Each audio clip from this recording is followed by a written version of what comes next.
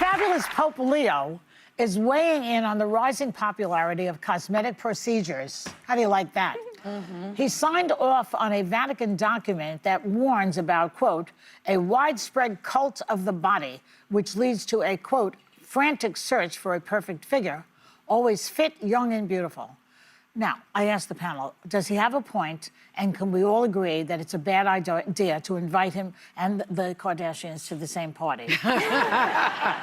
Well, it reminds me of this joke I once heard in reference to a group of people that had had a lot of plastic surgery. It said, they're the only ones who consider their God-given face merely a suggestion. And it does, I mean, joking aside, it kind of brings you back to, you might have lost your way when your body becomes your one obsession, which I definitely have veered in that lane 1,000 times. But we've become so obsessed with the vehicle that we're losing sight of the message. Well, I think certainly people have to work more on their insides than their outsides, right? Just generally the case. But, you know, I mean, I'm going to have to go to confession because I just had Botox a couple days ago. So, I mean, I'm kind of surprised, though, that... I think it's more the cult of massive transformation.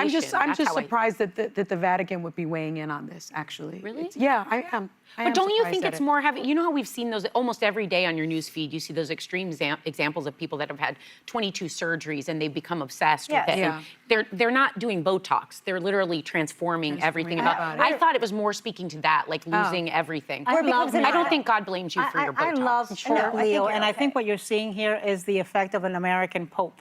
Because, you know, this is something that's so Western and so prevalent. Why? They do it all over South America, too. Yeah, but he used to live in Peru. Meaning he's, but he can say this? But what? Meaning he can say this because he's... No, meaning he he has opinions on pop culture. Meaning he has opinions on current affairs, where I think some of these popes have seemed, to me at least, very removed and very into the rituals. Francis commenting I can't imagine on Pope Benedict, plastic surgery. You know, saying something like that. But, you know, when I was thinking about this, I was like, okay, he's got a point. But also in the church, they show us a lot of perfect figures, perfect virgins, perfect Jesus, those are perfect artist saints. renditions. Right, that does not look like what historians say Jesus of Nazareth looked like when he was actually born. Yeah, so that's true. Yeah, even when you look at the Chosen, it's all very beautifully, you know, depicted, which I think is amazing. But they do get a little more real in that, which is helpful. Yeah. I think it's hard. I think it's a tear of the flesh, right? You're a woman, you want to feel beautiful,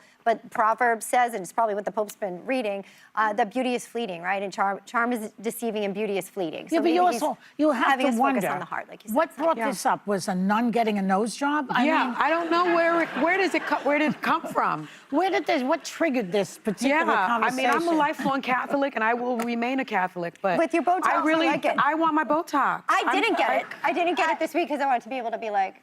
But Joel, I think I'm just speculating here, but I think it's probably because there are so many young girls who are facing bullying, who are facing lack of self-confidence because of social media, and the image that they see that they don't meet. Yeah, so he's actually very timely. I mean, it's having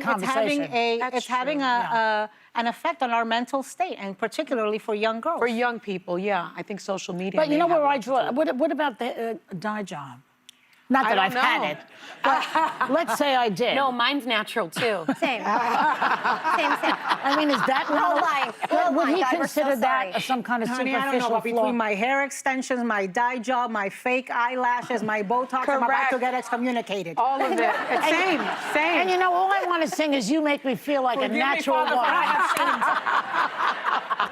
Listen, God gave scientists the ability to come up with these things. I love that. You're right. Very good. You know what? God gave us doctors.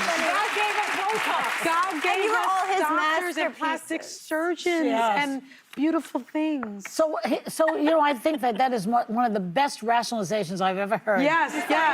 So I don't have to go to confession. The confirmation bias is strong here. We're also very sorry, and we confess our beauty needs.